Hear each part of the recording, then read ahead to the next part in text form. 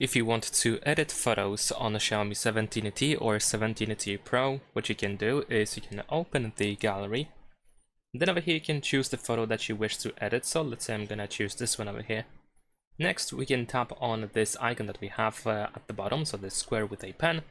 And this is how we can start editing your photos. So we have a couple of example tools that we can use, like for example we can adjust the exposure, highlights, the saturation, and so on and so forth.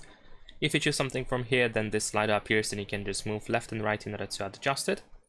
We have the crop section, filters, we have watermarks that you can add, we have markup tools, we have the create section where we have some helpful tools, the portrait where you can, for example, adjust the appearance of the face.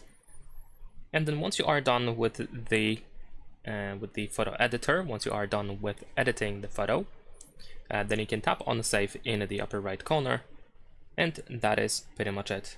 Now keep in mind that you don't actually overwrite the original photo. Instead, this one is saved separately. Leave a like and subscribe.